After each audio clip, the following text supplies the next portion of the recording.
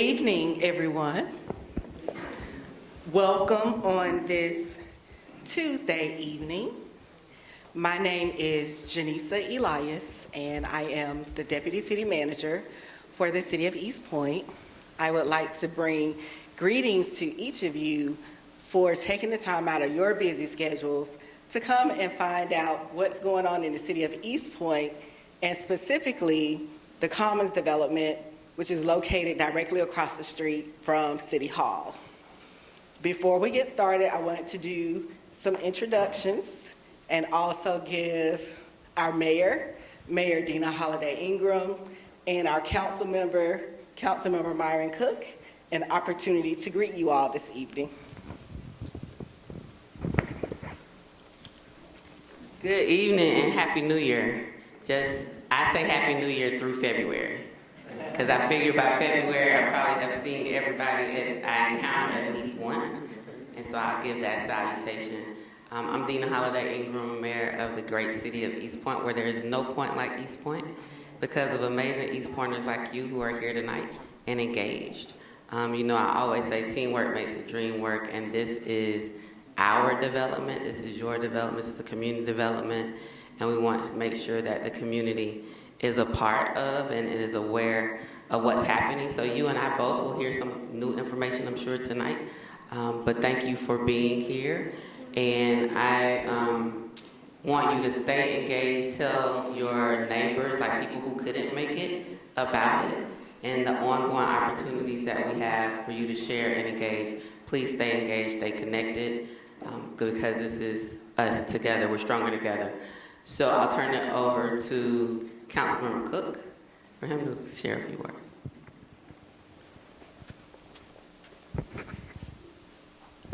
My instructions are to be very, very brief. One of the things I'm really enjoying about this process is that each time we do a town hall meeting, we see new faces.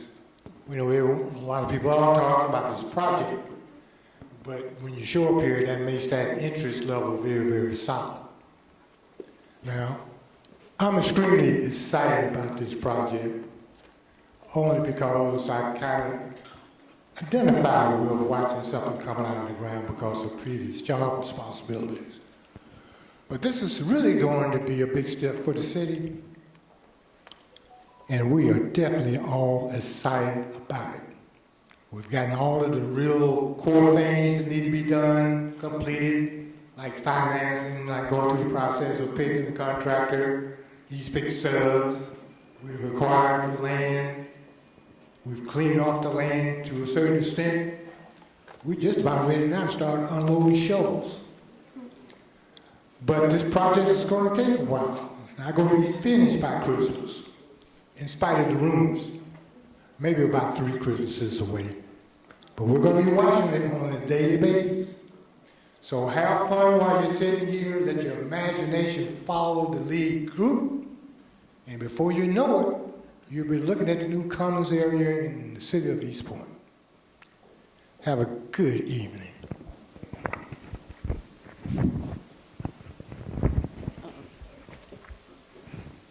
Trying to trip you up. No, I wouldn't dare do that. Thank you to Mayor Holiday Ingram and Councilman Cook. I would also just like to acknowledge some other persons who are in the room with us this evening. In addition to members of the development team, we have Mr. Darren King, our city manager. He's waving over in the corner, trying to be shy tonight, but he's here in support of everyone. So I want to introduce the development team to you. Some of them will be speaking tonight, and one of them will actually be doing the presentation for you this evening. But we have Mr. Excel Lewis, who is the lead developer with Mind Match Development Group. He's back in the back. You'll hear from him later this evening. We have Mr. Michael Wright and Ms. Jennifer Elkin from Everly and Associates, who I know has been the engineering firm working on some of the civil site work. And then we have Mr. Jesse Naughton with Salas O'Brien.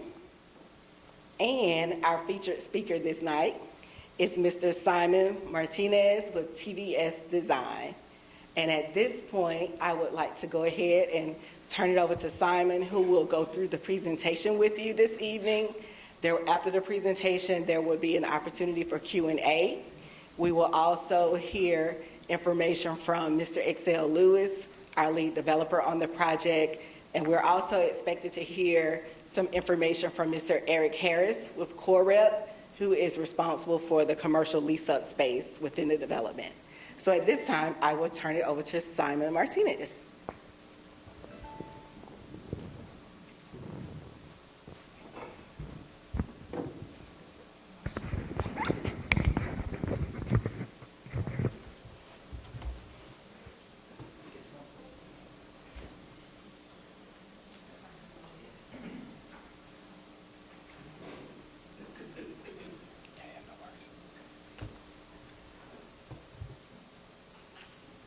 Can everybody hear me okay? All right, great. Let's set this up here. There you go. Perfect. Welcome, everybody, to the East Point Commons South Phase Schematic Design Progress Presentation.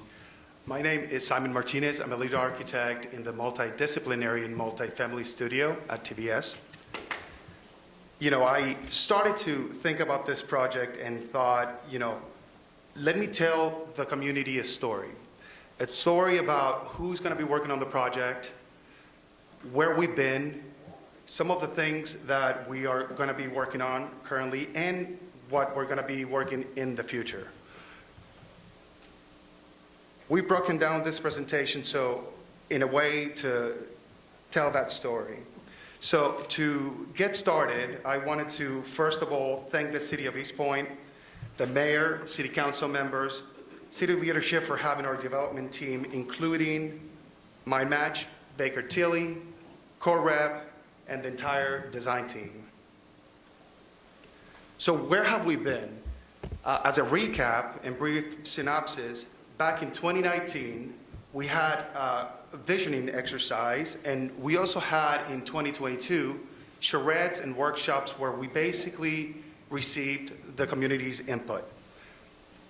That information that we received, basically, that information was able to act as the core for the design of the project. It started guiding our approach in terms of what we were going to include, and we basically broke it down into four main desires or categories that begin to define some of the needs and wants of the community. As a result of these core principles, we went ahead and developed a master plan exercise where we, early in 2022, spoke about what the north face was going to be, incorporating 24 townhomes. We spoke about the central face and how the central face was going to incorporate some retail commercial spaces with residential units on the top. And we also spoke about the south face, which was going to incorporate some retail commercial spaces as well as some residential units on the top. Again, we continue our exercise by looking at the core principles and priorities and making sure that we were thinking about connectivity. How do we create a pedestrian-friendly environment in this area? And how do we take advantage of some of the existing places like the MARTA station, City Hall? And so fast forward to today, and we are currently looking at the south face. But we are also looking at the entire development with a bigger lens, because we want to make sure that we break down what's going to be included in the south face and what's going to be included in the central face. So this presentation is for the schematic design phase for the south face. And the idea is to dive in and basically look at how the units are going to be laid out, what's going to be the exterior impact, how is circulation, service, maintenance, how are the building systems going to work. So now we're beginning to formalize the spaces and think about the healthcare opportunity, where are they going to be located, healthcare opportunities like, maybe we want to incorporate a fitness room, yoga opportunities, retail. So all these spaces are going to be basically studied further as we continue this process. On the second level, we have primarily amenities and residential spaces. Now, we also have with us Eric, and I wanted him to speak a little bit about some of the opportunities as it relates to commercial for the south face and the central face. Thank you. Thanks so much. A couple minutes behind. You can go back to, can you go back to that last slide? Okay. So on the last slide, he showed we've got some commercial space that'll be on the bottom level. Okay. Commercial space is going to be anything that's non-residential. So that's your restaurants. That's anything that just is not, an apartment or multifamily.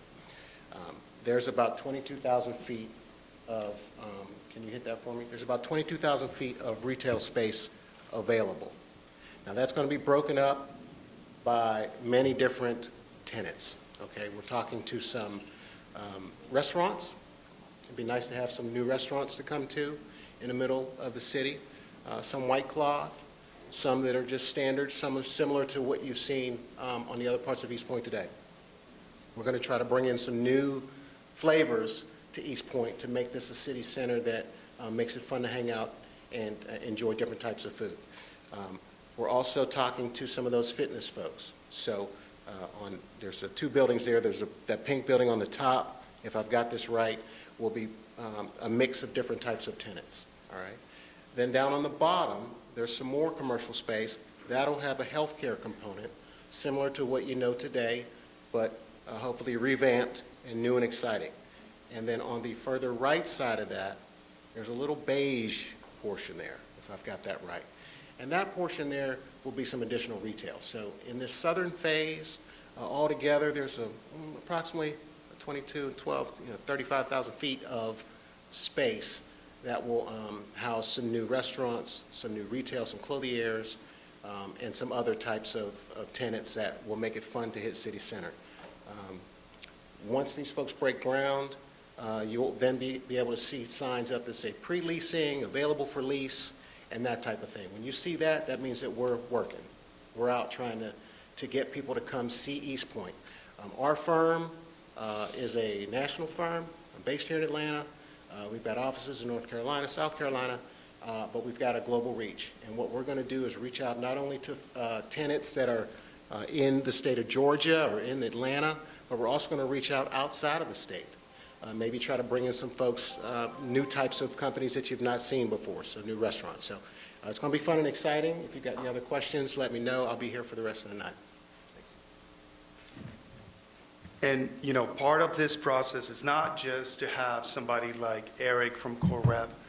There's a whole array of team behind the architect. There's engineers, civil, landscape, and there's a whole list of different consultants. With us, we've got Jesse with Salas O'Brien. He's the principal from the MEP side, and I wanted him to join me tonight to basically tell you exactly what we go through during the schematic design phase, because often what you see is a picture, you see a rendering that has a tremendous impact, but there's things that happen behind closed doors. And so with that, Jesse. Hey, good evening, everyone. So obviously, conceptually, Simon and his team put together, here's what we want to do. My firm is the mechanical engineer, or electrical and plumbing engineer. Basically, take kind of that concept and we work with everyone to make sure it works as far as the building infrastructure. So air conditioning, heating, obviously electrical, plumbing. We try to walk the tightrope of, it's not impacting, the visuals and what the space looks like, but obviously the building's got to work. If Eric is able to get some different restaurant tenants, we have to provide all the coordination to make sure that works with grease traps and exhaust and all that kind of stuff. Right now it's just this is the schematic level. So for at least for us, we do pretty much a narrative design, which we help with the contractors to get some preliminary pricing and that sort of thing.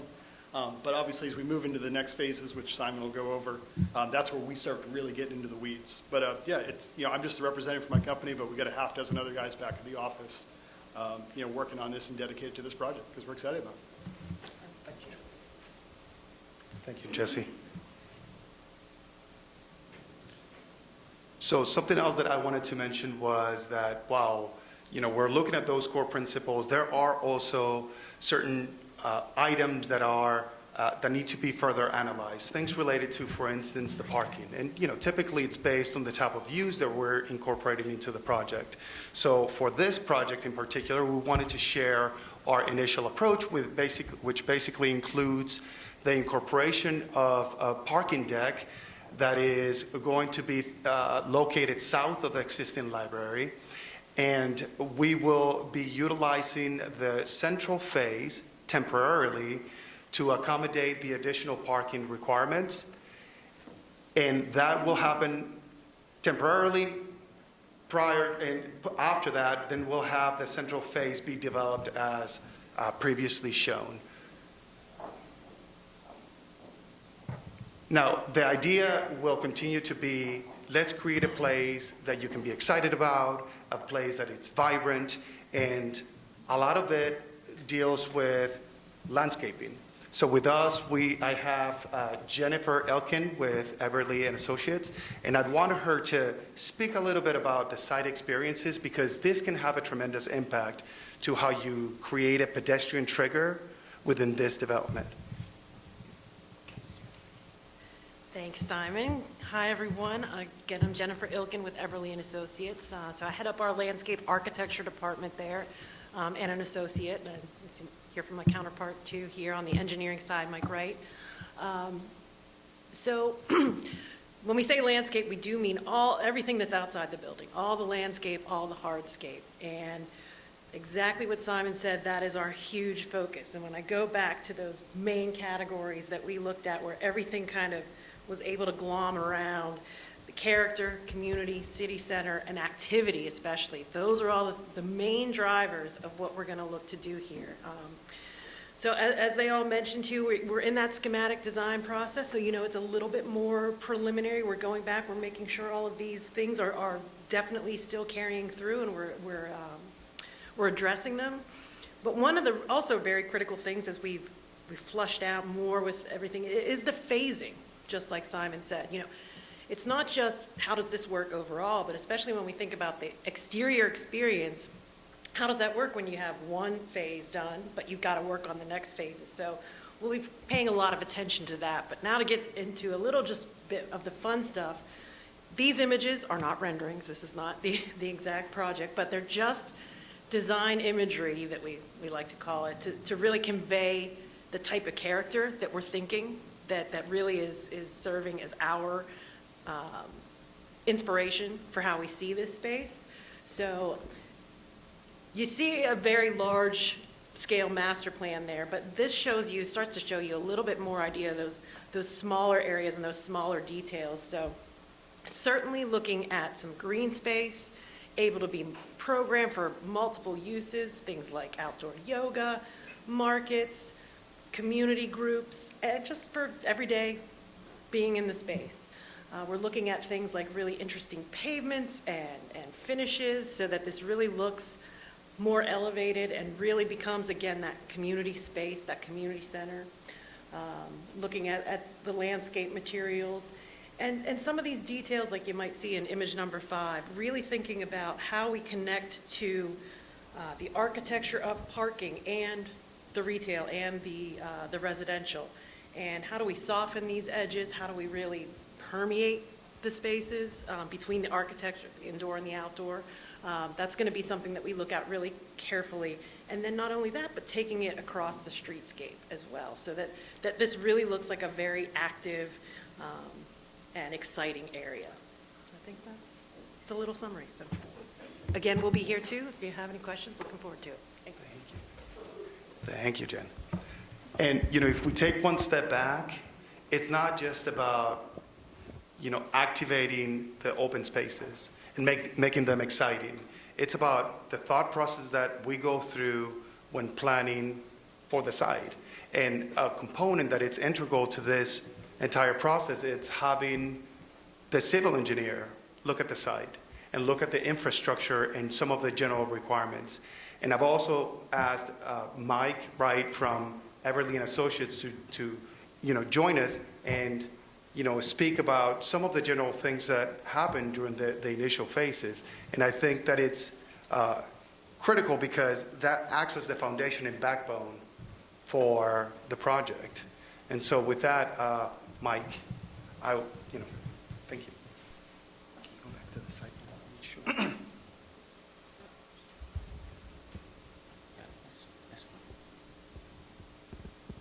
So, my name is Mike Wright. I'm with Eberlin Associates, and I'm associate at the firm. And so, what I do is pretty much all the civil land disturbance permit activities, design, stormwater, sanitary sewer, and domestic water.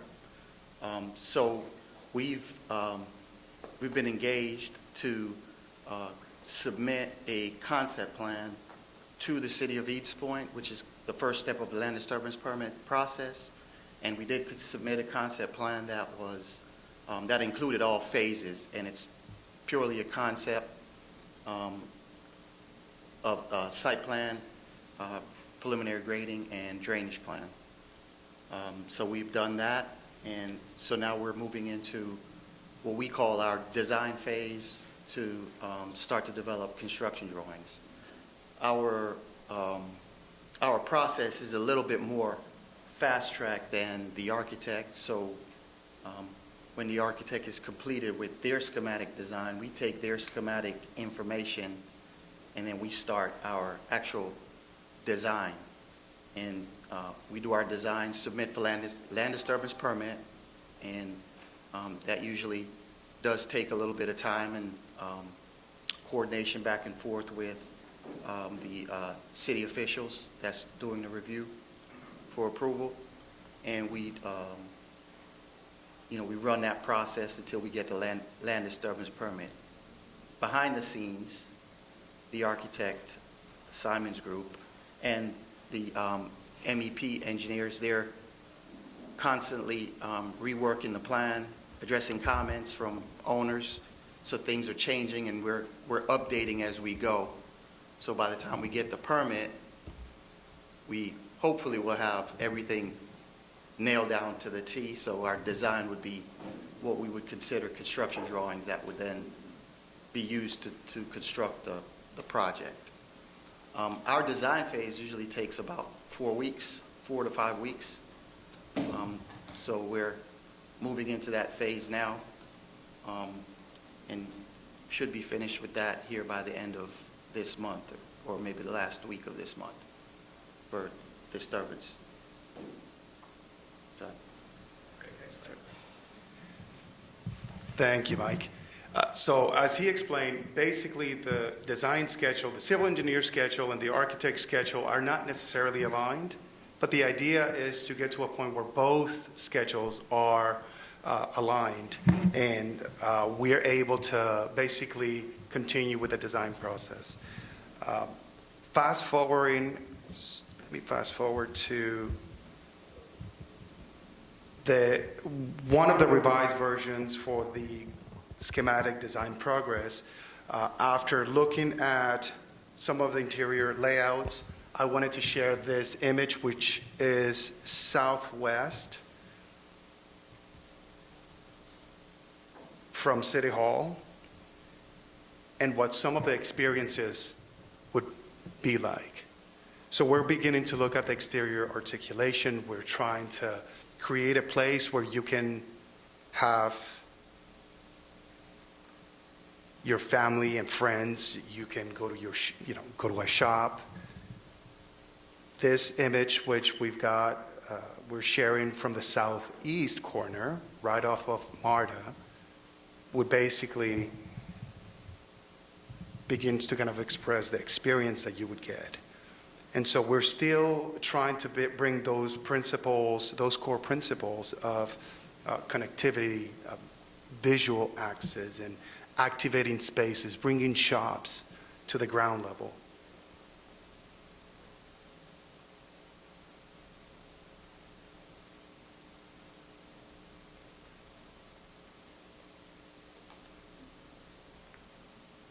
And then we are also beginning to utilize the architectural expression to also act as a wayfinding exercise. So, you can see some of the exterior, and again, it's a work in progress, but we're beginning to redefine some of the initial design that we shared during the concept phase. And we also have started to look at the north face, but wanted to share just a couple of images. It will be a townhome development, and it will be in a staggered design schedule.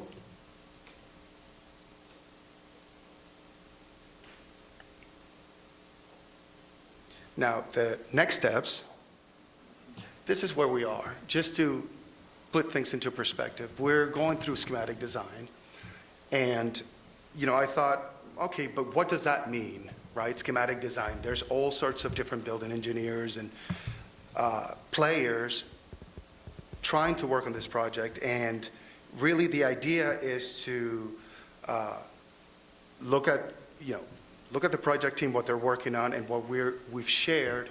We're basically literally determining areas and physical requirements.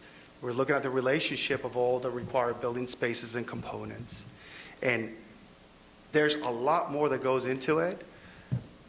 And the idea is to take this really complicated process, and this is a glimpse of the design process. Where in schematic design, we'll jump into design development. And our goal ultimately is to make it simple. So the next phase is to take the schematic design plans and elaborate on the content included within. We're looking at enhancing the exterior elevations and floor plans. We're looking at incorporating details and outline specifications. And there's a lot more coordination that goes behind closed doors. But we are aiming to take this complex process and ultimately develop a construction document set that can be used for pricing and for permitting, and ultimately for construction, so that we can get to a point where we can provide the city of East Point with a development that meets your needs. And with that, I want to conclude with having Excel Lewis provide a couple of words, and Janisa. Thank you.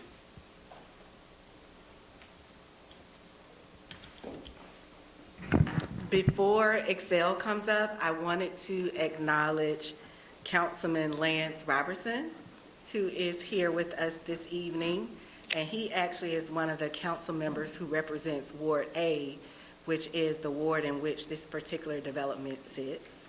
And then we also have Council Member Dr. Josette Bailey, who is here with us as well. I didn't know if you all wanted to give some words or not, but you're welcome to if you would like to.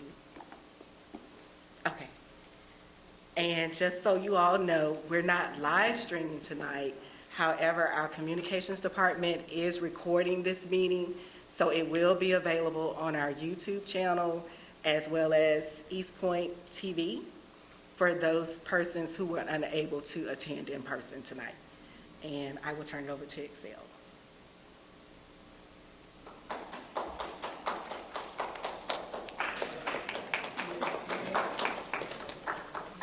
Thank you. I think we can give a stronger applause.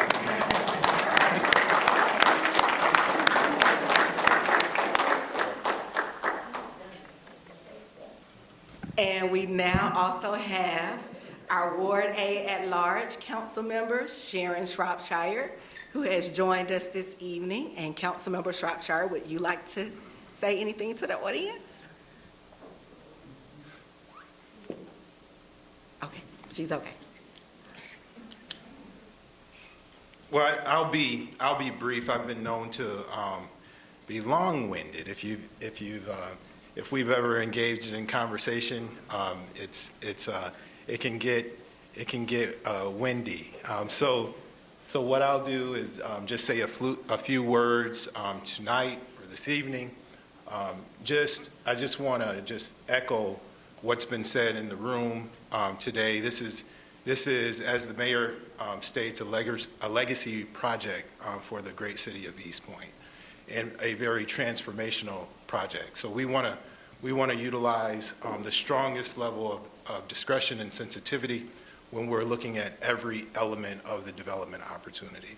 We truly, I said this before, and I'll say it again and again until we complete the project, we truly want to communicate the voice and the heart of the citizens of East Point.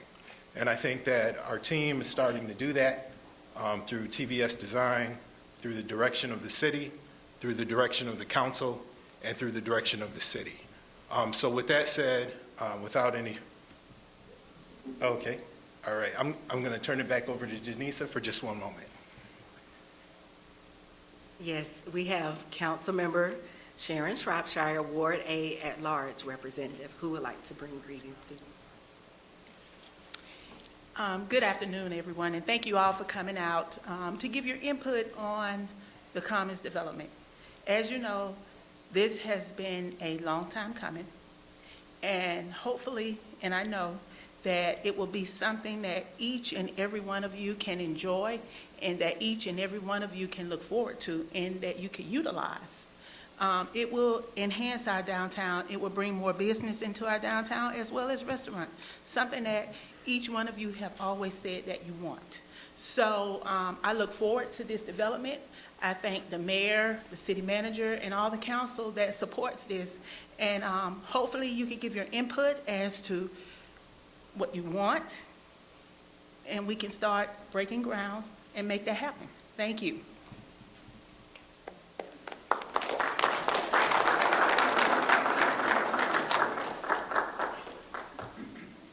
Something else that I wanted to mention, we do have some 3x5 cards in the back. If you have any comments, any feedback that you would like to write for us, please feel free. Thank you. So as Janisa is handing out the comment cards, there's also we want you to be able to convene, ask us any questions that you would like to ask us in regards to any phase of the project, from the southern phase to the central phase to the northern phase. We truly want to hear the voice of the community, and it's important for us to do so from the first charrette that we had throughout all of the visioning sessions. So as a testament to what we stated prior to the execution of the development agreement, we want to ensure that the community voice is not only heard, but implemented.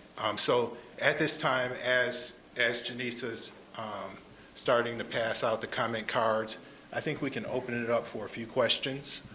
So if you have some immediate questions, we'd love to start to answer those. So I'd like to know if you've secured funding for this development? Yes, so in terms of process, we have indicative term sheets from lenders, and we're making the final selection in terms of what debt financing as well as equity financing that we're going to select for this project. In terms of process, debt financing and equity financing can't be 100% secured until the schematic design phase is complete. But we have indicative term sheets, we have informal commitments from investors, and we're confident about going forward. Great question. You don't currently have secured funding? Not in terms of in the process, but we have the indicative term sheets and informal commitments from our lenders. Yep. I have several questions. Yeah, absolutely. So the last time you were here, you had lots of names Sure. of big companies that we were familiar with. Yes. In Atlanta, and it's still on that big thing on the fence.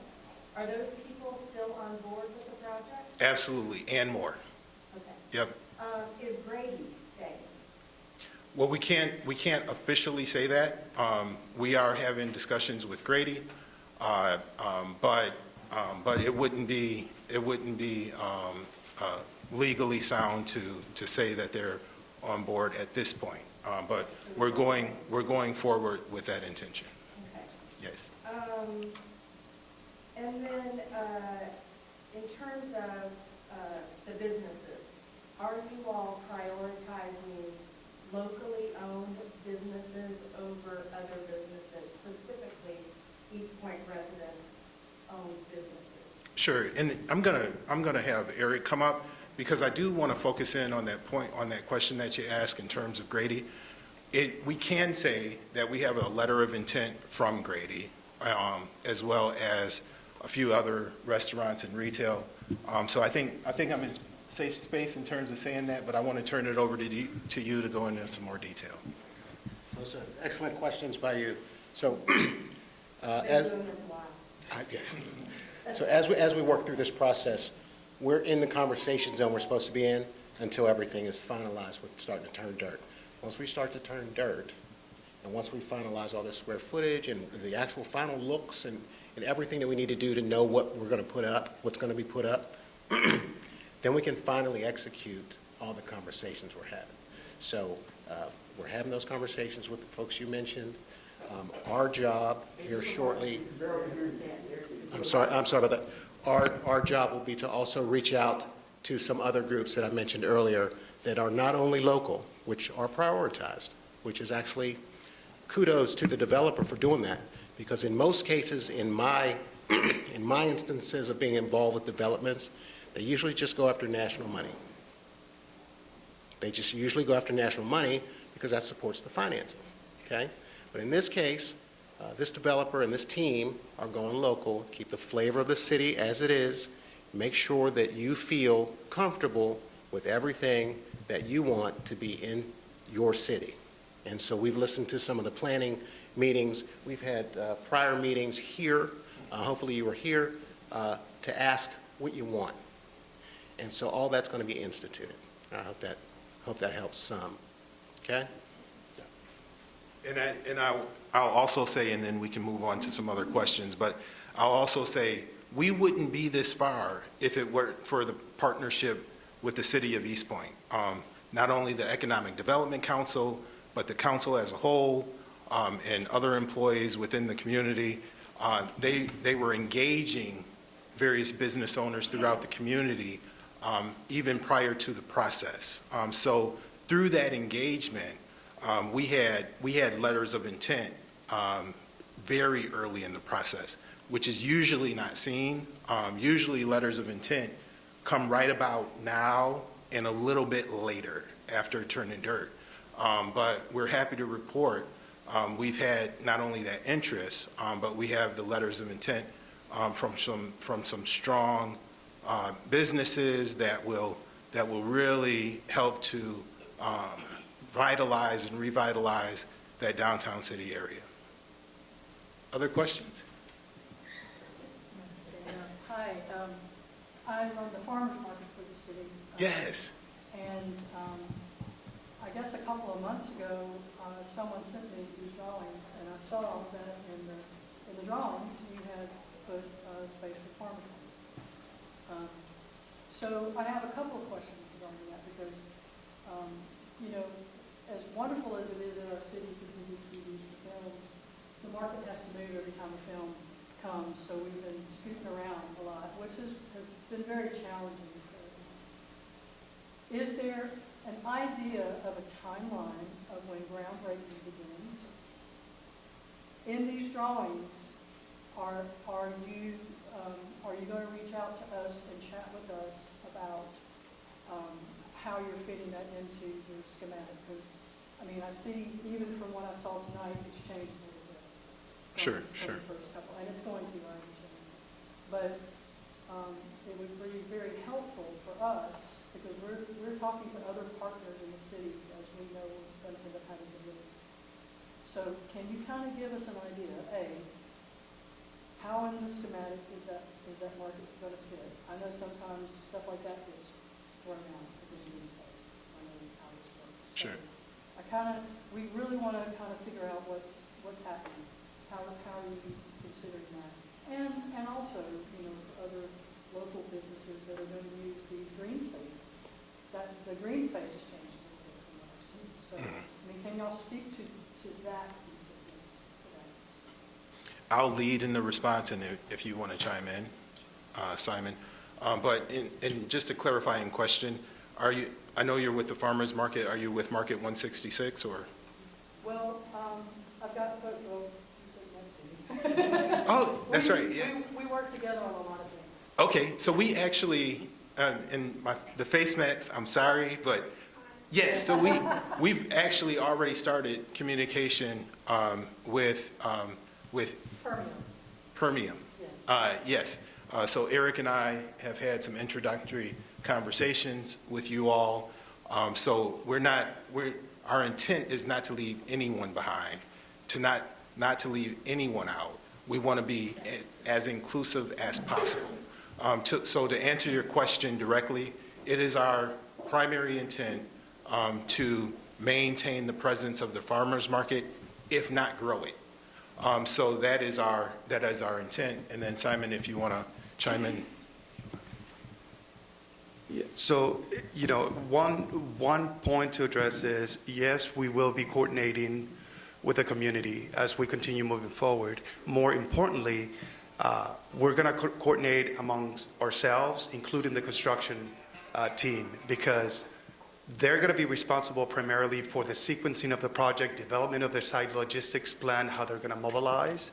And so it's critical that they're also aware that you need to be part of that conversation and discussion so that planning is done accordingly. Other questions? The gentleman in the sweater? I like that sweater by the way. And forgive me if Mr. Martinez mentioned this when he was talking about the central phase, Sure. but I'm curious, what is the rationale for sketching in temporary surface park? That's what we have now, Mm-hmm. and it feels a little bit like when you sketch it into the plan, you end up getting there, and that doesn't seem solid on the street. What is the rationale for the surface park? Very good question. Very good question. So like before, I'll start to answer that question. And Simon, if you want to provide details, that would be outstanding. But in terms of the requirements of the city, we must adhere to a certain parking count based on the ratios of the residential space, both 1 and 2 bedroom apartments, accompanied with commercial space. So the way that we serve to do that is what Simon is going to explain in detail. And I will say before you start, the central phase for that surface level parking, it's just that. It's a very temporary solution until the central phase starts. So it was never intended to be a long-term solution to have adequate parking in the downtown area.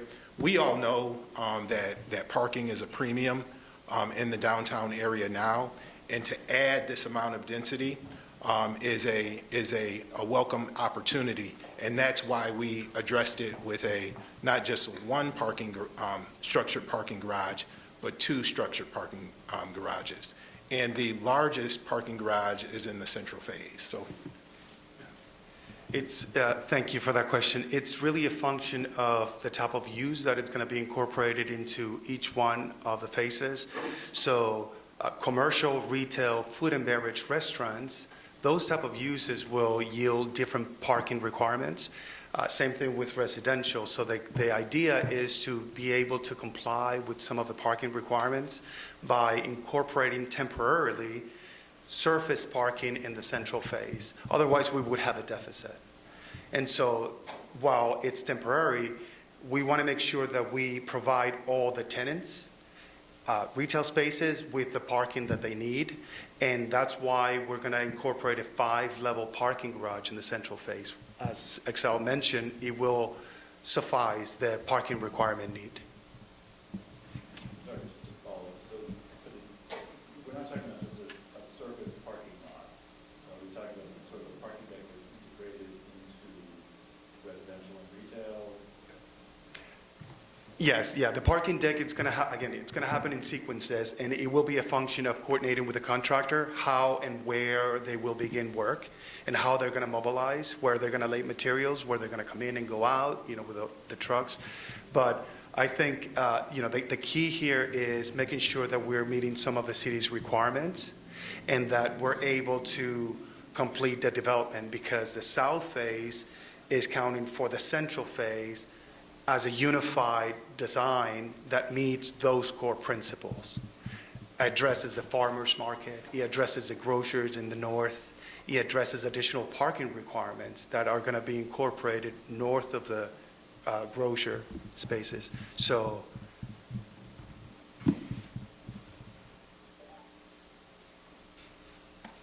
Yeah, I just want to add, because I talked to Excel and Simon today, and I knew people were going to hone in on that surface parking that's there.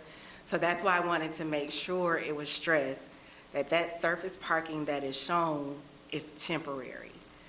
Something else to let you all know about parking, the good thing is our ordinance requirements allow for shared parking during different hours of the day, when you have most of your commercial uses that are open, as well as your residential uses. So it allows for the shared parking. It also allows for a percentage of parking reduction because you're directly across the street from the MARTA station.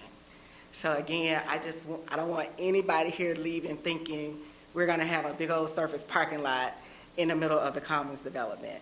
That is not the case. It is strictly to accommodate construction, persons who will be moving into the south phase, and any associated staging areas until they're ready to start construction of the parking deck that will be incorporated into the central phase of the development. And then I just wanted to kind of touch right quickly on Grady. Grady is here. The reason why Excel couldn't give you too many details is because Grady owns the site that they currently sit on. We are speaking with Grady about potentially them moving into a larger, newer space within the development. However, if for whatever reason they decide to stay on the corner where they are, our goal is to make sure that the development still incorporates the Grady Neighborhood Clinic, just as we're doing with the East Point Library. Because the one thing we don't want to do is make it look like the East Point Library is just kind of isolated. The goal is to make sure it looks like it's a part of the development, because the Atlanta Fulton Library System owns the property that the library sits on, just as the Atlanta DeKalb Hospital Authority for Grady owns the property that the Grady Clinic sits on.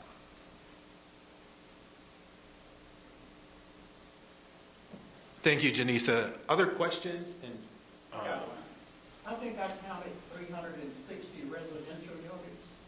So how is that going to be managed? we have a property management company that will be assisting in the management of the units. So East Point would own those? No. This, in the end, will be a private development. So the city is in partnership with a private developer to actually construct the site. But all of the units, whether they be residential or commercial, it's all privately owned. So what is the timeline for the whole entire project from start to finish? Sure. You want to talk about timeline perspectives? I can. Okay. It would probably be good to bring up the chart. All right. Okay, so the best way that I can speak about time frame is by bringing back this a quick diagram, which basically it's highlighting where the schematic design portion is, which is where we are now. It will overlap with the other phases. So the design portion of it can be completed towards the middle of early next year. And again, it's going to be a function of a lot of different moving variables. But the idea is going to be to basically stagger the design phases and coordinate internally to get the project moving forward. And then I can echo what Simon has stated. The construction period is 18 months. Within the presentation, Simon alluded to the townhomes.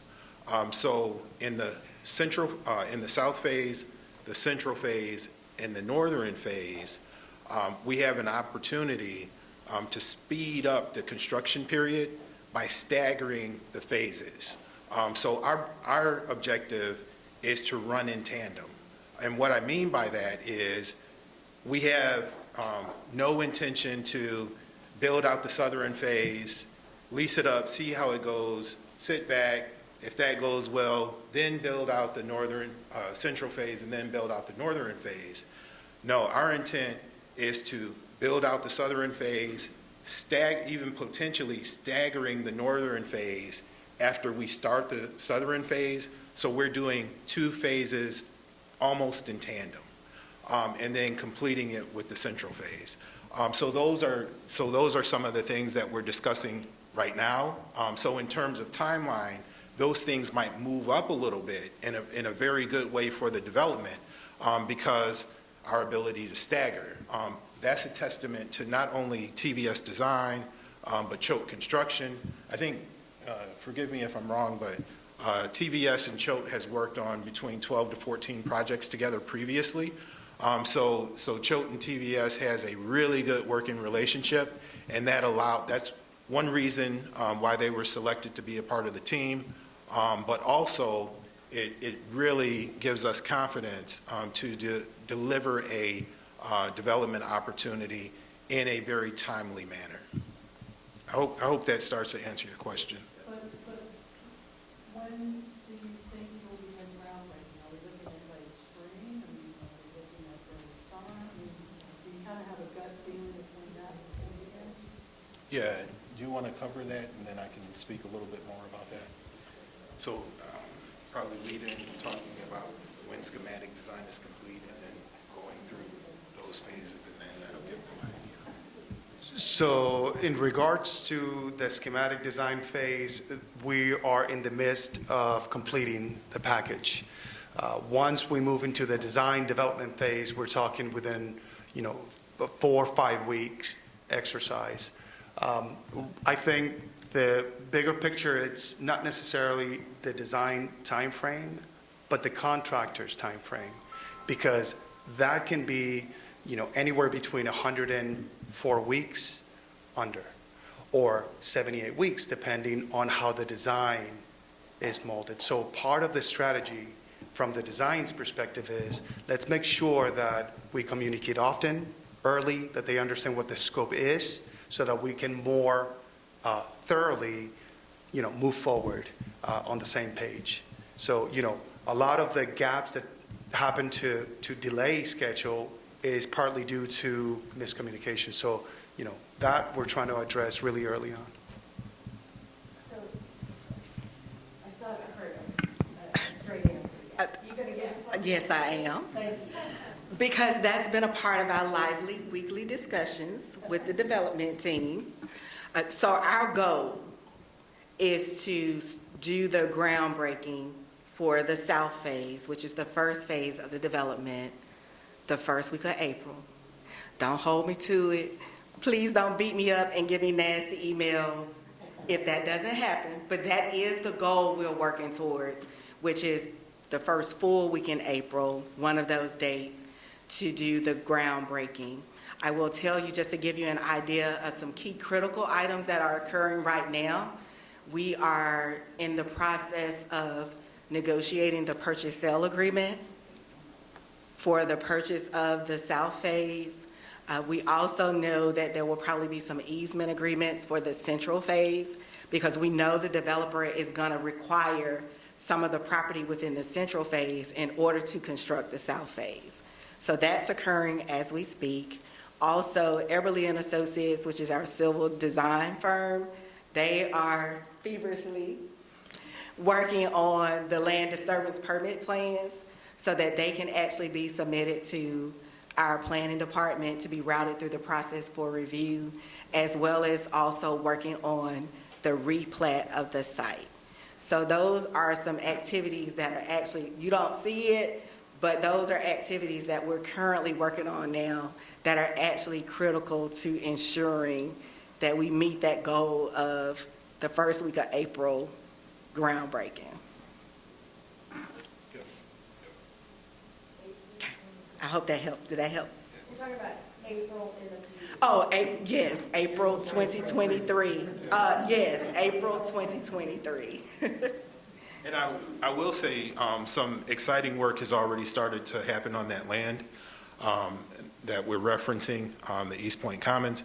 Not only have environmental tests been completed, phase 1 environmental tests, there's also been some demolition work that the city has started to do to further prepare that land. So there's work that has been ongoing on the land. But yes, and I do attest to April. So I think we're good. My question is, right now the commons is used a lot by the film industry. What happens when the commons is no longer available? How does that impact, or would that impact the ability of East Point to attract the film companies Sure. that currently use that as a base camp when they do their large filming? Sure. I think that's a question for the city. Yes, I agree that the film industry has been a plus to the city, and speaking from my perspective, I hope that it continues to be a plus for the city of East Point. But of course, with progress, we have to get this site developed. It is definitely a major site within the heart of our downtown, and although the film industry has been a plus as far as revenue generating for the property, there is a higher and best use for that property. So we'll be working with economic development to see just how the film industry kind of morphs as we go through this construction process. Because it's going to be a big change, not even for the film industry, but it's actually going to be a big change for the employees who work in the city, and particularly employees who are working in the City Hall building. You know, we're kind of already right now looking for places to park. So it's gonna be a little growing pain, but I think it's gonna be a beautiful growing pain once we see the finished product. And you talked about the parking, you know, there's always people who say there's not enough parking. Yeah.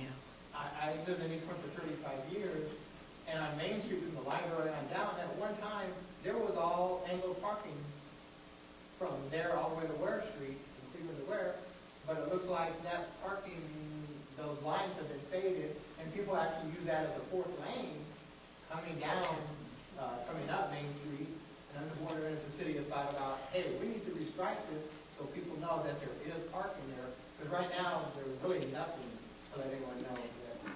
And actually, I'm glad you brought that up, because the interesting thing about starting this process now is that hopefully some portions of it will coincide with the LCI multimodal project, which I believe will start construction probably in the next few months, which would include the addition of on-street parallel parking spaces, widened sidewalks, street furniture, street lighting. So one of the things that the development team was charged with doing with respect to the commons development is to make sure that the pedestrian travel and even the vehicular parking and travel along the front of the commons mimics or complements the streetscape improvements that have already started along Main Street. Because you're correct, that right-of-way from West Cleveland all the way to Ware is enormous. And people really don't realize that it was once parallel parking. It is a lot of right-of-way, so that's some of the things that our design team, our engineering team will be looking at to reinstitute some of that on-street parking, as well as improving the pedestrian connectivity from our downtown as you enter into the commons development. And I know the other thing you all were talking about, the businesses that are being approached within the development. The one thing that I also stress and other city leaders stress to the development team is that we want to make sure that we attract businesses that don't negatively impact the current downtown businesses. We want businesses that will complement each other.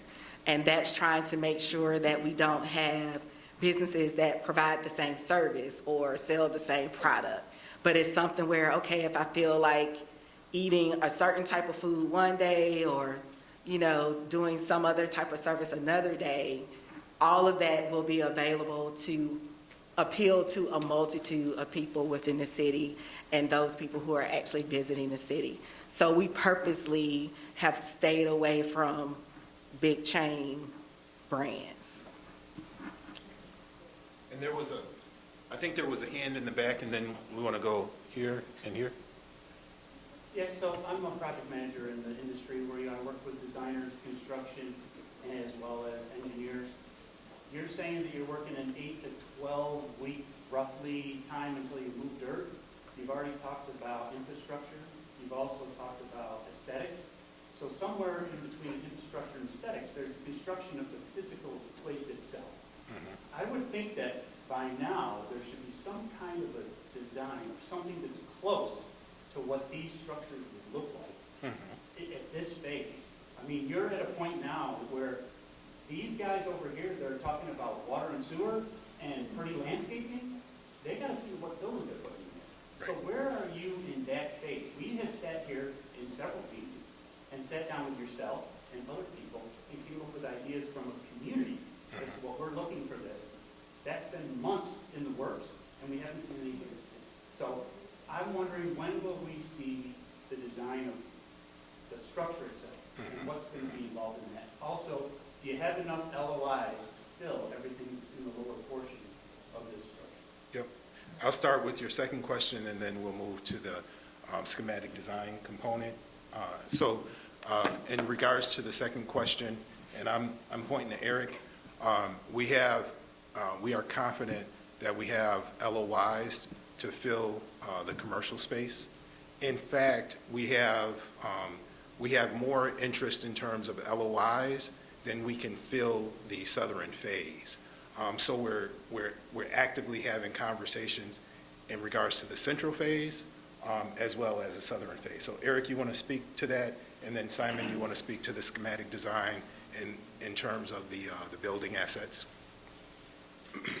That's a great question, because from our standpoint, we're also wanting to know the exact square footage that's available so that we can finalize all the terms of the LOIs. Now, being that you're familiar with the industry, LOIs are just a conversation until everything can be executed. And once the land is acquired and finalized, then we can move to the next phase, which is actual leases. And once we have the design finalized that you are mentioning, then we're able to move to that portion. But to answer your question more specifically, we do have several LOIs, letters of intent, that cover the southern phase. So now we're having conversation about the timing associated with the central phase, but that's still in flux, as you're hearing. So we do have healthy. I'm sorry? A letter of intent. A letter of intent is if you wanted to be a tenant in the East Point Commons and you said, hey, Eric, we're interested. And so we would say, let's talk about the terms informally. So it's just an informal document that we use before this all goes to legal and you start spending a lot of money to figure out how much space, how it's going to look, et cetera. Okay? I hope that helped. What about drawings? In regards to drawings, we are under a week away from completing the schematic design package. After that schematic design has been completed, the team will get together, we will go through a page turn exercise, and then we'll proceed with the design development phase. So there's that phase, that particular phase, that's when we begin diving into it and defining some of the granularity of the design from the exterior to the interior, from the units to the spaces below, from redefining means of egress, partition types. There's 1,000 things that go into that process. And so that'll happen in short order. But that's when you will begin to see the type of structure, which is going to be a type 5/1A. And we'll begin redefining and perfecting the exterior, the interior, and building systems, as well as everything outside that goes in line with all those core principles that we spoke about. So hopefully that's able to answer your question. I believe you had a question. What's the time frame to see if you do get the difference in the home area, and when I think time frame, I mean like Sure. So I'll take it by segments. So we're running 18 months after groundbreaking completion of the first phase, and then we're running in tandem.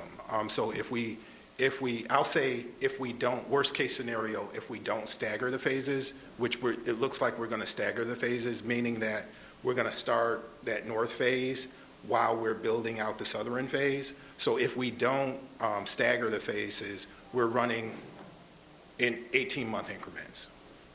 So like, what year are we looking at? That's 2020, 2025. Yep. So that worst case scenario to be complete with the entire development and we don't stagger it, we're looking at a 2025.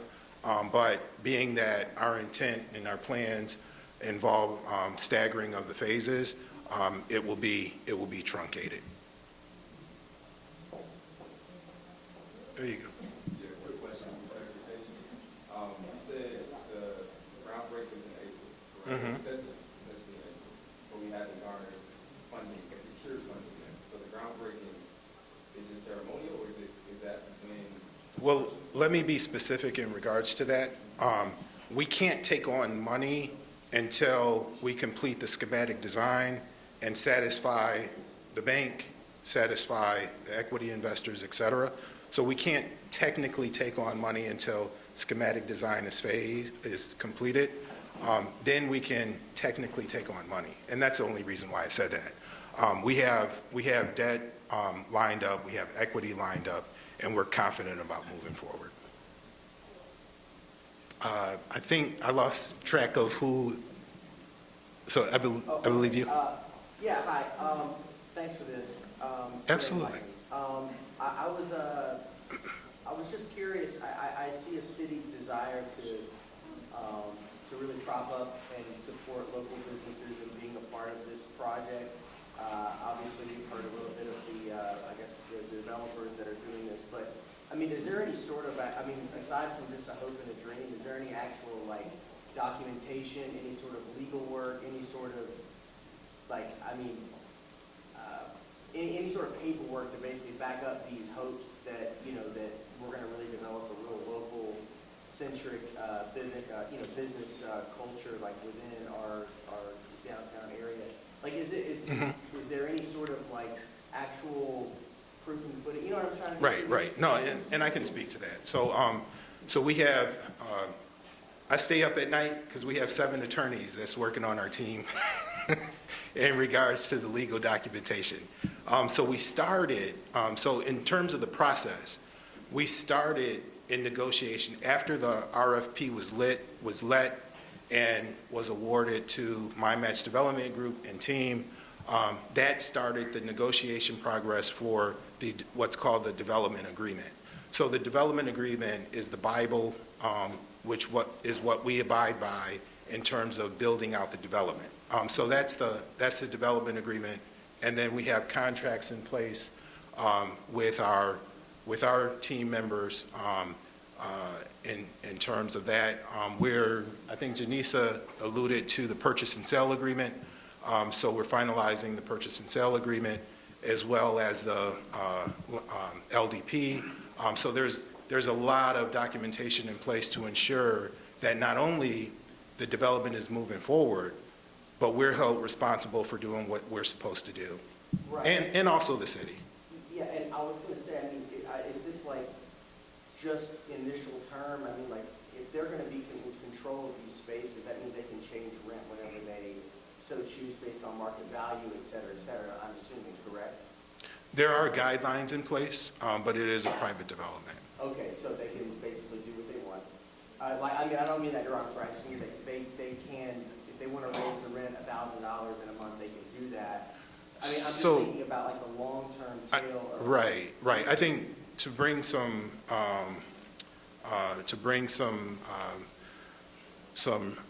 concept and framing around the question that you're asking, we are bound to certain things in the development agreement. One of those things is a requirement for workforce housing and subsidized housing. So those are, you want to speak to that? The development agreement requires that a minimum of 10% of all of the multifamily units that are going to be constructed on the site are for those persons who are at or below 80% of the city's area median income, which is about $44,000. So those persons who make about 31 to 32,000, about 10% of the units are supposed to be allocated for those persons at or below that 80% AMI. Then we added an additional 5% of the units should be allocated to public safety personnel, police, fire, EMT, and other East Point employees who desire to live within the development, and they are required to have first right of refusal for that percentage of the units. So at this time, that's the breakdown as far as economically inclusive units within the development. And I hope that helps you a little bit. Sure. Is there a vehicle for the members of the community to monitor progress on this project? There's been a lot of milestones that have been discussed tonight.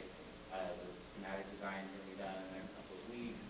And that's going to lead into some other milestones and ultimately possibly a groundbreaking in April. But for those of us who've been involved in this process for a while, short of attending these meetings, there's not a lot of opportunities to really get that concrete information. So is there plans for the website or other means of updates of this milestone completed or this one pushed out or stuff like that? I will say we are in our early phases actively working with our communications department. We have started a website on the East Point web pages. Charge it to me. I'm trying my best. But we do have some early information out there now, information from previous meetings that have taken place. And the goal of that website is just as you said, to show progress. For example, the information that's presented tonight, that information will be posted on our website as well.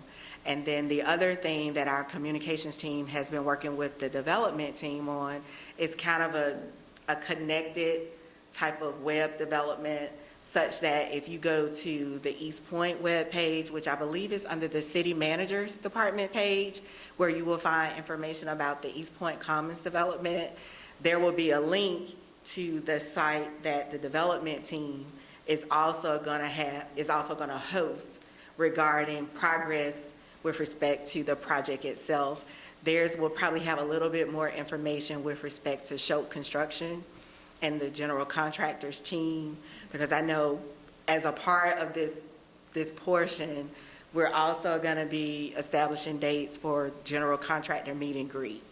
So as a joint effort between the development team and the city's team, we're working on trying to get that website so it will be a functional website so that you will be able to pull up information. Like I said, I believe, if I have it correctly, if you go to the city manager's page on the website, I believe that's where we've hosted information about the commons development. And then the gentleman in the back, and then we'll go to you and you. Yep. My name is Tom Oswald, and I'm a 22-year resident of the East Point. I also have a business, several businesses actually, in the county. And I want to thank the city, the mayor, the council, and the many council people that are here, put on this presentation along with all of you here. Thank you. So I listened to the presentation. I thought we were coming here today to see more about the schematic design and the development where we're at. I have a lot of questions. This project, as per Myron's and the mayor's initial introduction to us all, started in 2019. We are approaching 4 years. 4 years into this project. The commons development is very important to every one of us in this room, or we wouldn't be here. We're happy that the city put together the RFP program and signed it with you, which I believe was almost 2 years ago. Is that correct?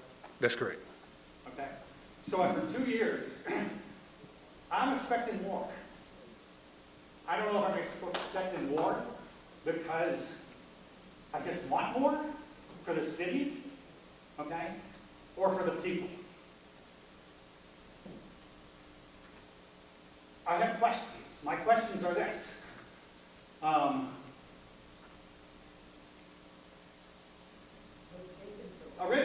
Originally, somewhere in this conversation, I heard he was talking about site development and the permits required. I was excited because I thought that permit was already done. But I feel, after everybody's talked more, no, it isn't. The property hasn't been purchased, as I'm finding out now. So people are asking, when is this going to start? Thank you very much for telling me it's going to start in April of 2023. By your admission, the project from the time you break ground till you can see the development and ready to occupy that space is 18 months. That's November of 2024 for the south development. I understand your desire. I understand working in tandem. I understand all of the projects that you're behind. But what I hear is, what was? There are many past tense. Our intent, our idea. We've had a lot of intent and ideas, and that is to develop the commons. And I was hoping to hear that today, but I don't hear that. Schematic design, I thought we were going to hear and see today. People are asking for simple pictures. You're telling me it's going to be 7 days or 10 days from now. So why did we delay this meeting for 14 days? So, as a citizen, I want to thank everybody here because there's a lot of things going on behind the scenes. It's a major development program. Your job is intense. But bottom line, it's to develop the commons for the satisfaction of the people of the city of East Point. And I'm just sorry to say, I'm disappointed what I've heard tonight. Because a lot of what I'm saying is, again, promises of what's going to happen a week down the road, a month down the road, hopefully breaking ground April, okay? But I don't even see that you have the permit. And if you're trying to get a permit in the city of East Point, you can do it in 90 days. More. That's all I have to say. And I appreciate your comment. I want you to know that we hear you. I want you to know that we're a partner with you in developing this East Point Commons development. I also want you to know that oftentimes a lot of this preliminary work happens in silos behind the scenes and communities don't see. That was the importance of us having these continued sessions from the first visioning session, from the first charrette up until now. And I assure you that when we break dirt, you'll see what you have been wanting to see. The unfortunate thing about this work on the front end is it takes a lot of time in meetings behind the scenes prior to seeing things that you'll see in actual space. So I do hear you. I do hear you. There's one comment. Yeah, absolutely. Thank you very much. We look forward to April 15th because the tax day will be behind us. And you're going to break ground on the commons because that's what you were hired to do. Agreed? Absolutely. Absolutely. And then there was I want to make sure I'm going in order. Dallas Cowboys? Right. Yes. I want to piggyback on what this gentleman just said. I think most people are visual. Mm-hmm. I would not have come to this meeting if I knew I was going to look at a schematic, to be honest with you. I think we're at the point now you should have some type of artist rendering or some type of model that people could look at. And in the future, future, I think everybody would appreciate that. Even on this website that you're talking about putting up, if you got pictures up there, people are visual. Right. And this has been a long time going. I hear you. I do. I definitely hear you. Before we go with some further questions, I just wanted to acknowledge that Councilmember Joshua Butler is also here this evening.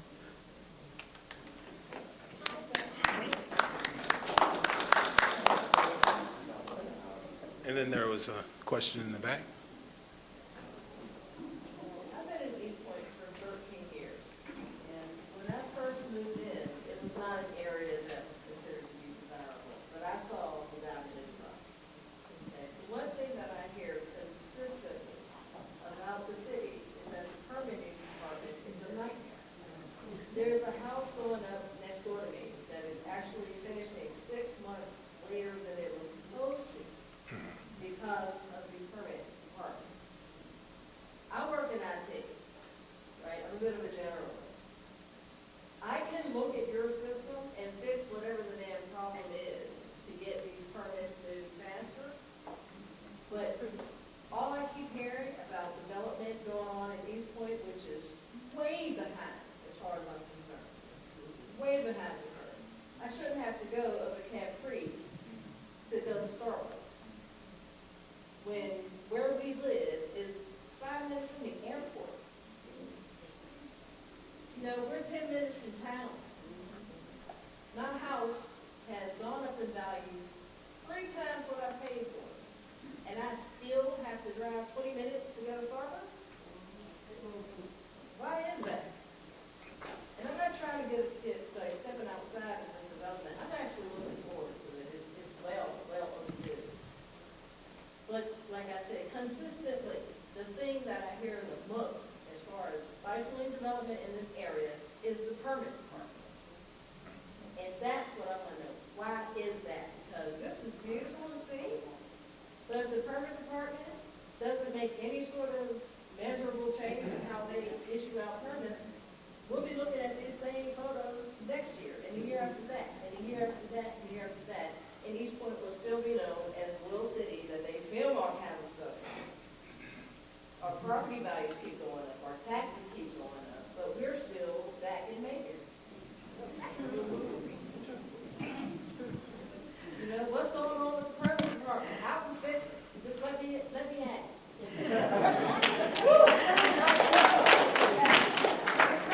So I appreciate, Can we put some IT in and get rid of that personnel?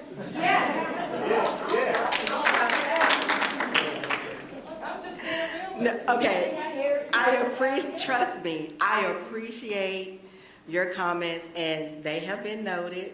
I'm sure the city manager has heard them as well, because he's here and has taken note of your comments. I don't want to turn this into a permitting meeting, but I have taken note of your comments, and trust me, your comments have are heard, and I'll be talking with the city manager about the very issue that you brought up. But I don't want to turn it into a permitting meeting, because that's not the purpose of the meeting tonight. But then also, Make it different now, Teresa, because I can't tell you how many times I come to a meeting and we talk about this, and it never changes. I know. When will it change, city manager? When will you do something about that department? Just want to know. That will take another setting. This is not the setting for that particular issue. But it's going to keep this whole thing from happening if they continue to. Trust me. It's noted. Councilmember Bailey is coming. I really do not want to turn this into a permitting meeting. But, I see all the council members coming up here. They've heard it all before and nothing changes.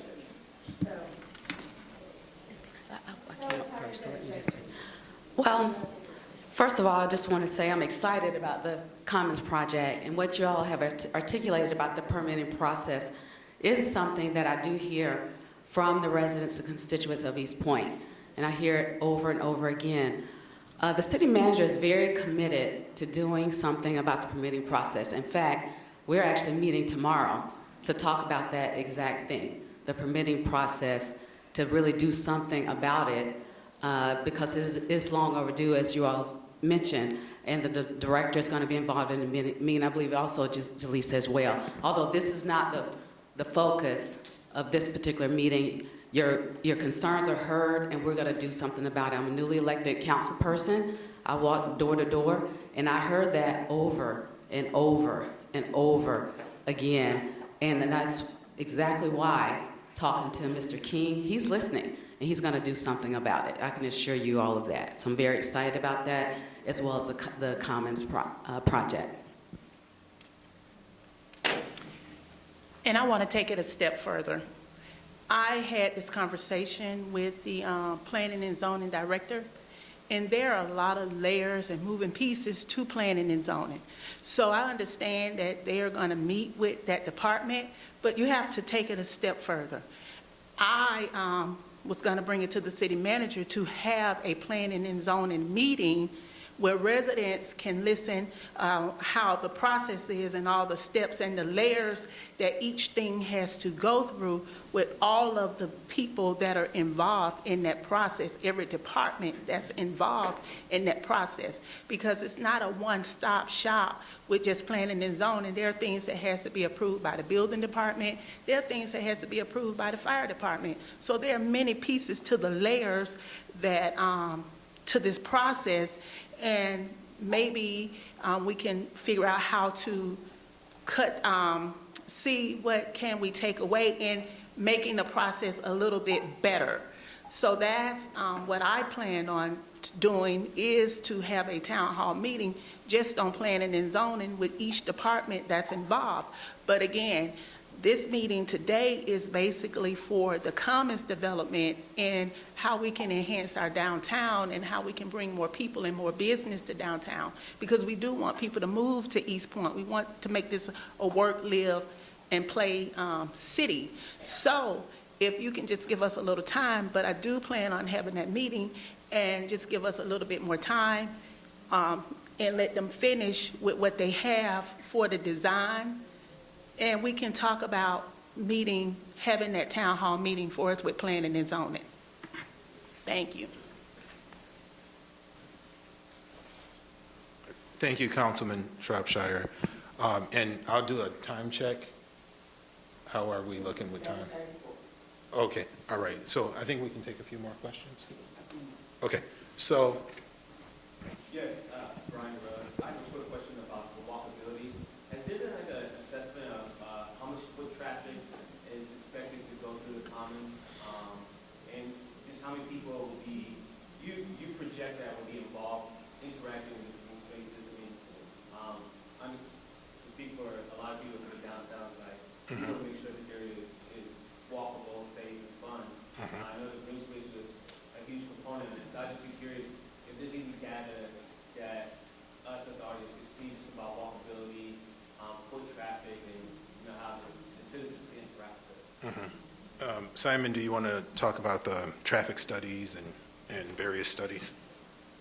Yeah, the upcoming phase, the DD phase, there's means that we can look at buffer areas and overall distances from one point to another. Like, for instance, if we were to look at the south phase, from end to end of the parking deck, it's about 200 feet. So, we obviously want to make sure that we understand how far certain places are going to be from each other, because it's critical, right? In terms of studying how we can create this connection between MARTA, the development, and the other spaces around the site.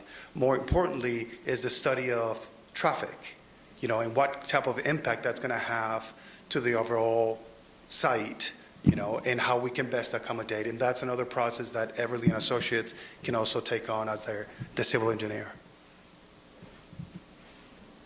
All right, I believe we have time for 2 more questions. Please remember that we have the comment cards that are circling around. We want to be able to address all of the questions. But for tonight, I think we'll end with your question and then your question. I have a question, I'm sorry, this was already covered.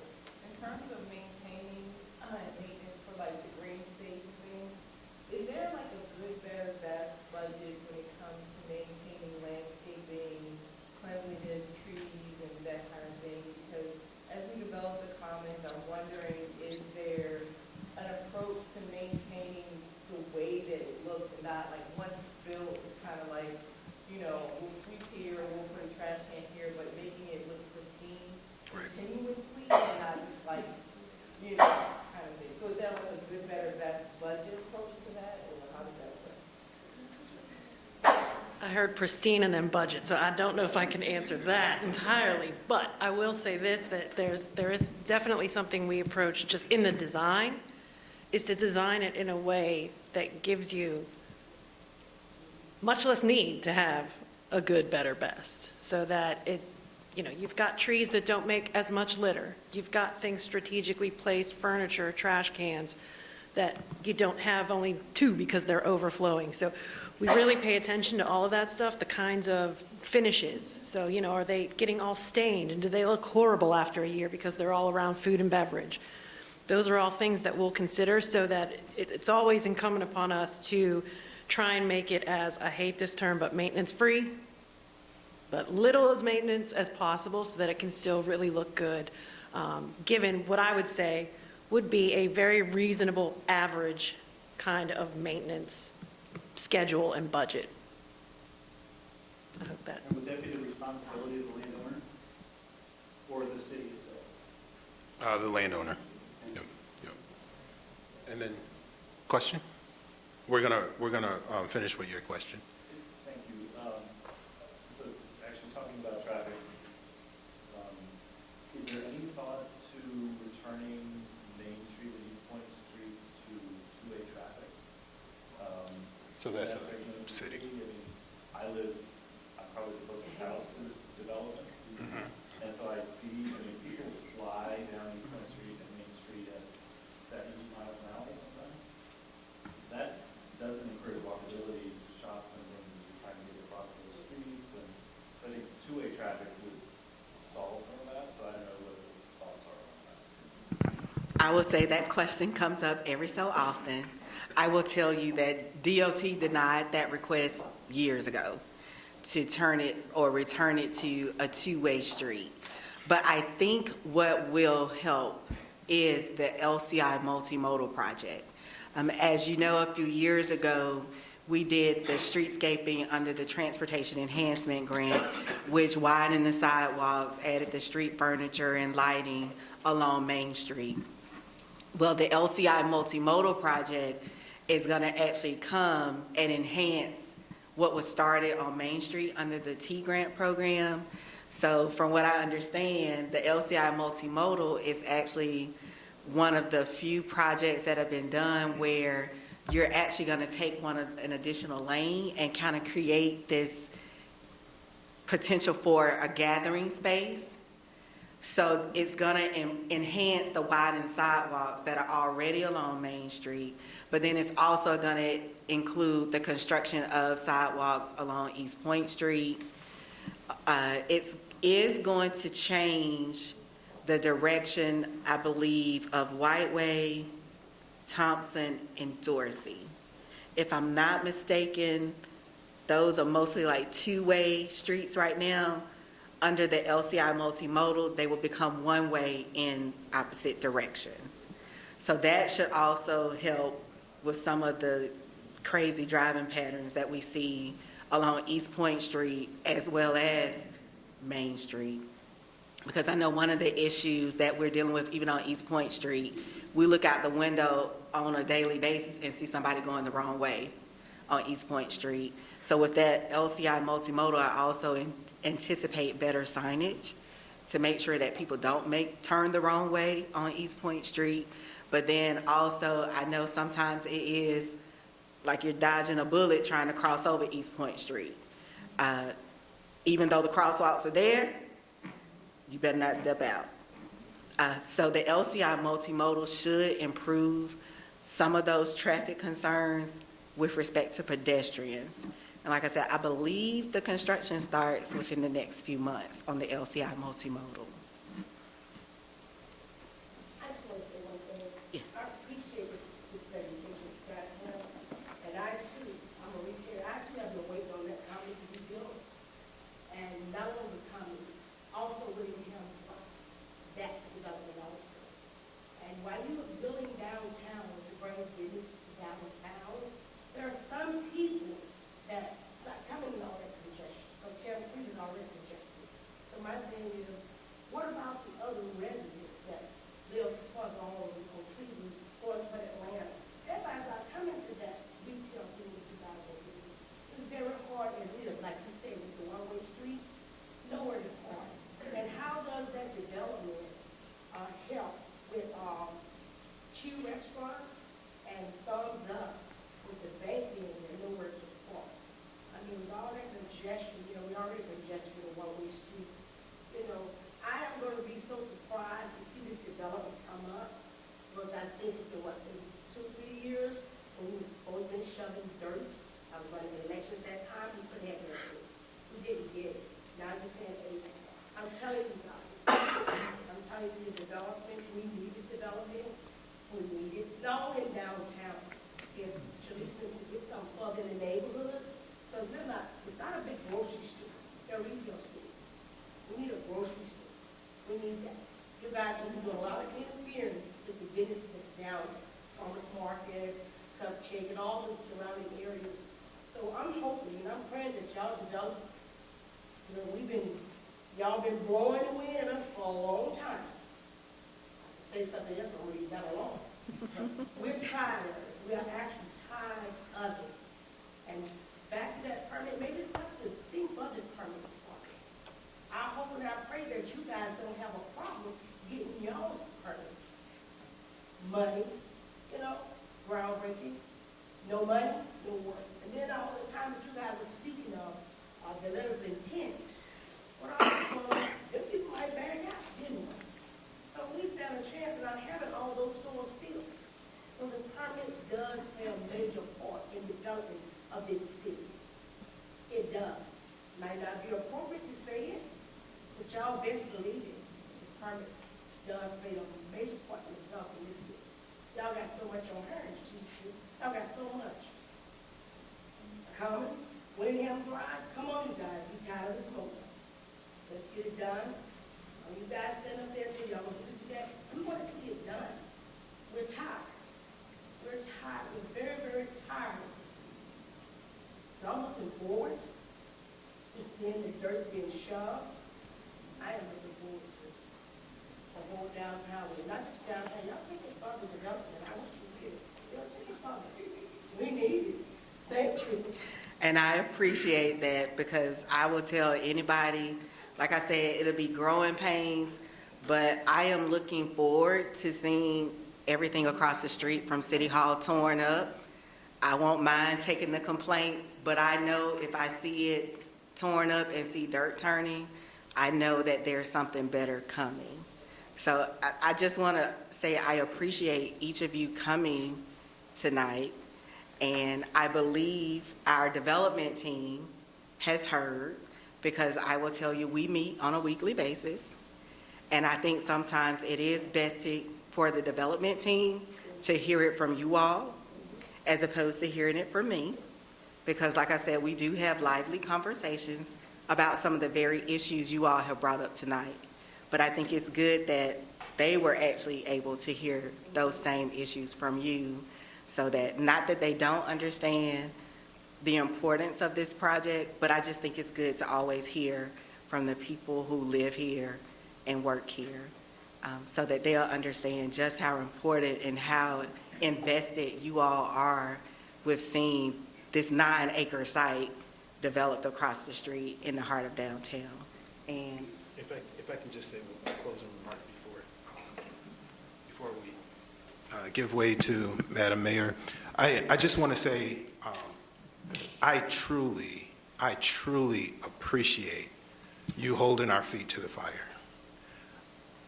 I know, and one of the reasons why we held up our hand and we submitted for this RFP is because years ago, I started frequenting East Point in the city council meetings, et cetera, and I like to say as a fly on the wall. And as you all know, it's been 20 years plus that there's been attempts at developing the East Point Commons. And I assure you, we are close. We are very close, and we're gonna deliver on that. And that's my promise to you. So continue to. I don't expect easy conversations. I really don't expect easy conversations with a development that's as important to a city like this development is to the city of East Point. So with that said, I genuinely appreciate you, and then I'm gonna turn it over to our lovely mayor. So thank you to everyone who came out. I stepped out to attend the Cherry Blossom Neighborhood Association meeting by phone and wanted to come in and give closing remarks. I too appreciate everyone for being engaged. I'm going into my 10th year of service, 4 years as a council member, 5 as a mayor. And I've been in this city for 12 and a half years. And there's things happening in Hateville in College Park, and I see all the comments about that. But I've been here 12 and a half years, and those things are just now happening. I know the leaders in those cities. The mayor in Hateville has been the mayor for quite some time. When you have consistent leadership and can implement a plan, things can happen. So 12 and a half years, and Hateville is taking off. We're in 9th year, going into 10th year, and this is absolutely our season. And so we're not trying to be Hateville, we're not trying to be College Park, we're trying to be the best East Point that we can be. And I think people chose East Point for a reason.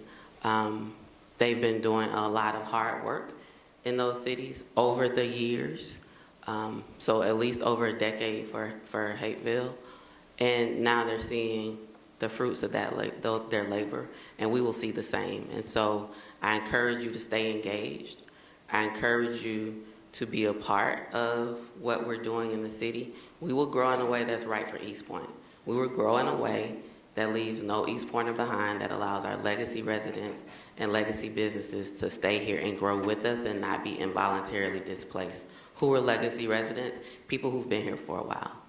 So that could be me. I've been here 12 and a half years. That can be, if you're here and you're a current resident, there are people I'm sure who've been here much longer than me, right?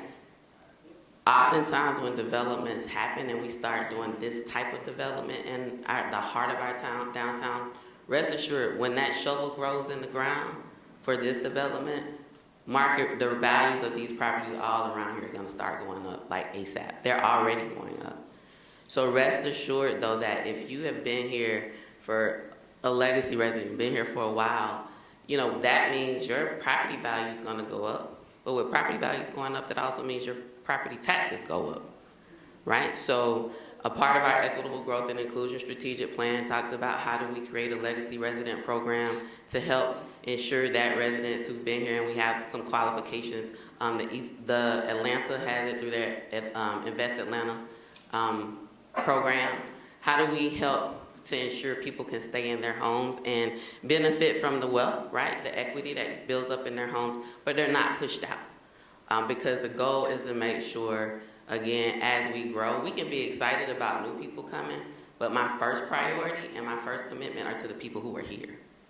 And to making sure that you can be here and be a part of and enjoy what we do within our city. And so it's gonna look different. It looks different, it is different, because it requires us to build and to grow in a different way, so that we minimize, if not eliminate, the negative impacts of gentrification. I don't believe that gentrification is synonymous with revitalization and redevelopment. You can revitalize places without pushing people out. You can revitalize and redevelop our community with embracing the people who are here, having them participate in the process, and welcoming new people here. And we will continue to have housing in this city that everyone can afford, regardless of income level.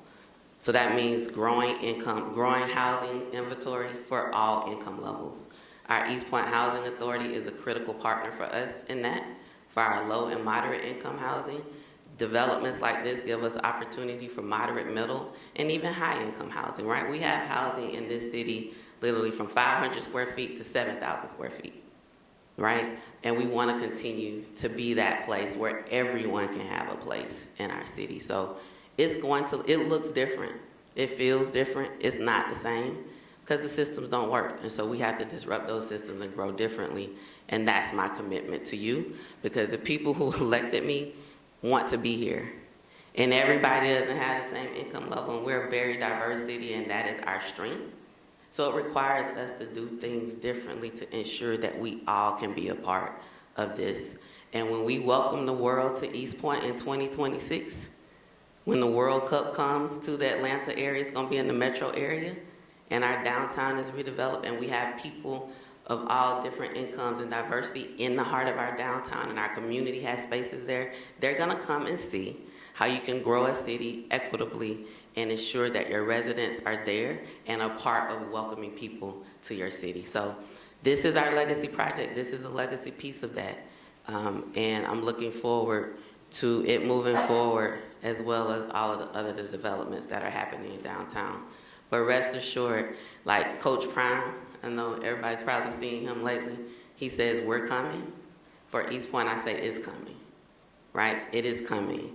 I know it seems like it's been a while, but if you can look at Hateville, you can look at Decatur. Decatur became Decatur over 15 years. Hateville became Hateville over at least 12 and a half, the time that I've been here, right? And so with consistent leadership, we've been in leadership, the majority of us, over 9 years. Councilmember Cook, I think, is the longest serving right now. But the majority of us have been here in a way that allows for consistent leadership to implement plans in a way that actually creates the community that you say you want and we know you deserve, and includes you in it. So thank you for being engaged. Thank you for being a part of this meeting tonight. Tell others about it. I'm sure staff is going to have a way for there to be ongoing input and ongoing two-way sharing of information, updates around where we are with the projects, and not only this one, a lot of other ones. So it's coming. Thank you for being an East Pointer. Thank you for being an amazingly engaged East Pointer. You're here tonight. That's a different level of engagement, and I appreciate it, and I appreciate each and every one of you. So I think that's it. I was giving the closing remarks. Michael St. Croix. Hey, Mayor. Hey, how are you? See? No names. This will be a good segue, I promise. When can we expect a follow-up meeting? When can you expect the follow-up meeting? I'm looking to the project coordinators. I think when we have a meeting, you want us to have some additional information, right? I don't know if we'll have a meeting before we break ground or after we break ground, but I'll turn it over to them to make sure. But rest assured, we will have it. I'm just not, we don't have a date certain right now, but I'll turn it over to Ms. Elias because she's project coordinating all of this. And she might say she's taking it as feedback and we'll figure out when, but rest assured that it will happen.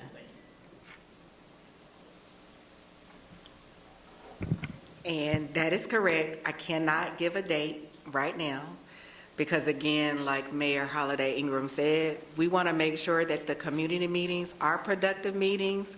I heard the comments that you all made tonight about this meeting, but I also think it was productive as well because it gave our development team an opportunity to hear what you all's concerns are and what your expectations are from them as our development partner, but then also what you expect to see on the Commons development site. So there will be other meetings, and I'll be sure to make sure they're advertised in enough time. Like I said, I got to get with Shannon. Like I said, charge it to me. But I'm trying my best to make sure that any updated information we receive, such as the presentations, that they're posted to the website for the Commons development, which I said I believe is under the city manager's page. And then there will also be a link to the developer's page as well, because that's where a lot of the information with the general contractor will be posted, especially for anyone interested in participating in the project from a construction standpoint, because there will be a general contractors meet and greet coming up as well.